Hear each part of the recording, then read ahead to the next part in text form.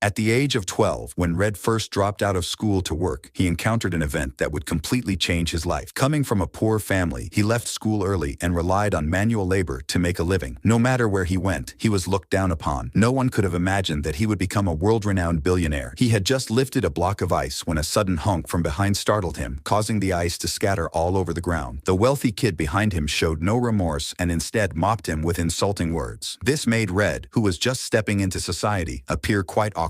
Watching the other boys swagger away, he felt a mix of emotions. At that moment, he noticed a newspaper on the ground that chronicled the legendary story of steel magnate Andrew Carnegie. The two had strikingly similar childhoods, both dropping out of school to work at the age of 12 and enduring disdain from wealthy kids. However, Carnegie ultimately became the famous steel tycoon, worth hundreds of millions of dollars. In an era when $10 could support an entire family, that was undoubtedly a fortune. At that moment, the boy named Red silently vowed to become a billionaire. When he returned home, Reed eagerly told his father, "I want to be a billionaire." His father replied, "Remember, son, you will never be rich. You can only be a lower-class person. That's how my father taught me, and so I can only teach you the same." Listening to his father's unreasonable talk, Reed fell silent. Looking at his ailing mother, he refused to live a life like his father's, unable even to buy medicine for her. He decided to venture out, knowing that only by making big money could he save his mother. Little did he know, this would lead to a permanent separation. With no money to buy a train ticket, he tried to sneak onto a train with other stowaways, but was caught by the staff. In a critical moment, a kind black man stepped in to help him escape. Exhausted, Reed found a corner to curl up and fell into a deep sleep. When he woke up, he saw the man gesturing towards the air, expressing his gratitude. Though Reed didn't understand, the man told him that gratitude keeps the heart warm. When the train reached its destination, the man jumped off and was never seen again. Reed had no choice but to follow some passers-by to a small town where he coincidentally encountered a farmer hiring workers. During a time of industrial scarcity, many applicants quickly gathered. Reed pushed forward, desperately trying to sell himself to the farmer. The farmer was looking for strong, sturdy workers, so Reed turned and attempted to lift a nearby hefty man to prove his strength. Though he ultimately failed, that comical act made the farmer laugh, and he decided to hire Reed anyway. Young Reed had no experience with farm piling, and a gentle push could topple the stakes. However, his spirit of perseverance was something others lacked. While the others took breaks, he continued to reinforce his wooden stakes. Noticing his dedication, a boy named Gus approached him and offered him a spoonful of water. Through their conversation, Reed learned that Gus was originally the son of a wealthy farmer, but due to the economic depression, his family had fallen on hard times and now relied on working for others. Gus's dream was to restore his family's business and become the largest farmer in Texas. These two young souls, both facing adversity, encouraged each other and became important friends. However, the path to their dreams was filled with uncertainty and confusion. That evening, watching the workers gather to play cards, Reed fell into deep thought. He suddenly realized that merely working would never make him a billionaire. He would end up like those people, wasting his days aimlessly. So, Reed approached the farmer and bluntly asked, "How can I become rich like you?" The farmer replied that there were many conditions for success, but only by becoming a leader in the community could one truly succeed. This statement awakened Reed. After pondering a bit, he asked the farmer if finishing his work early could save costs. The farmer said, "Yes." Reed then proposed, "I can finish the work tomorrow. You can give me a portion of the money saved. How about that?" The farmer chuckled and replied, "I admire your ambition, but you won't be able to do it." The next morning, the workers were awakened by the bell, only to find Reed had already begun working at 3 a.m. He devised an assembly line approach to the task, significantly boosting efficiency, and successfully completed his work ahead of schedule, earning extra rewards. This was his first bucket of gold, and he sent $20 back home to buy medicine for his mother. Just as he was about to leave, he was drawn to a man with a gold-embroidered belt. Reed asked him, "How can I become rich like you?" The man simply replied, "The Texas plains are filled with gold. The key is whether you can see deep enough." Clever Reed immediately thought of oil. As he stepped out of the store, Reed was captivated by a pretty girl. Her name was Hannah, a very popular school beauty. She invited him to the school dance. Nervously, Reed agreed and spent all his savings on a nice outfit. Gathering his courage to strike up a conversation, he was interrupted by Gus, who got to her first. It was clear that Hannah had more interest in Reed, but he blurted out, "I want to marry you." That day, he was driving Hannah home when he saw a wealthy young man picking her up. Not willing to back down, Reed stepped forward and declared that this country bumpkin would one day become a billionaire. Hannah had feelings for Reed too, but her father wouldn't approve of her dating someone without a degree. So, Hannah took him to the principal's office to try for a spot as an auditor. However, Reed believed that school was a waste of time and was convinced he could learn everything he needed through self-study, citing many successful people who had never attended college. Seeing this boastful young man, the principal initially wanted to lecture him, but Reed quickly asked Hannah to give him a 5-digit multiplication problem. What's 56679 times 61? In just 1 second, he calculated the 7-digit answer, 3,457,419, in his head. After Hannah verified it, she found it matched the correct answer perfectly. Not only that, but he also deduced from the principal's eczema that he was allergic to the plant behind him, which was a Ficus benjamina, known for secreting allergens from its leaves. The principal said, "Young man, ambition is a good thing, but a solid education is important for your future." Reed calculated the principal's salary and replied, "You've had a good education, with an annual income of about $1,700, but I'm not satisfied with that." This angered Hannah. She felt that Reed's competitiveness was just a manifestation of his inner insecurity. With that, she turned and walked away without looking back. The next day, Reed showed up in class, and Hannah was thrilled he had taken her advice. Back in school, the young couple enjoyed some wonderful times together. But suddenly, news broke that Japan had attacked Pearl Harbor, and the U.S. was forced to declare war on Japan. Though Reed wanted to make money, he was also a passionate young man, so he lied about his age to enlist. When Hannah found out, they had a big fight, but it ended with her saying, "I love you," as a farewell. On the battlefield, a commander ordered a rookie to deliver a message to the front lines, but the rookie hesitated. Seeing this, Reed took the envelope without a second thought and set off, seizing any opportunity that came his way. However, the brutality of war exceeded his expectations, and during the delivery, he was struck by a shell. Fortunately, he encountered his old friend Gus, who risked his life to drag him back and saved his life. They became comrades in arms. Time flew by, and Reed grew into a man. After leaving the military, he used all his savings to buy a drilling rig, but he couldn't strike oil, and his family was struggling to make ends meet with 4 children to raise. Reed was a genius, but he was incredibly unlucky. One day, something his son said sparked an idea: hire professionals to do professional work. So, he hired an expert, and after surveying the area, they indeed discovered a massive oil field with a reserve of 50 million barrels. He could sell $1,000 worth in a single day. Although becoming a billionaire still felt far off, being a millionaire was well within reach. However, the former farm owner tried to take advantage of the situation and sued him, claiming their agreement only covered the land and did not include the rights to extract the oil beneath it. Such shameless behavior infuriated Reed. He remembered that professionals should handle professional matters. He hired the best black lawyer, Dick, for a hefty fee. In that particular era, almost everyone assumed Reed would lose. The opposing lawyer constantly insulted Dick, but he paid little attention to the outside noise. Instead, he turned to Reed and asked how quickly he wanted the case resolved. Reed replied, "As fast as possible." With just a few words, the professional Dick had the farmer's lawyer at a loss for words. Reed was astonished by his expertise and immediately offered to hire Dick as the legal advisor for his oil company at a high salary. With Dick's legal support, Reed's oil business flourished over the next 10 years. He purchased farm after farm, building his own oil empire, and his net worth skyrocketed to well over $10 million.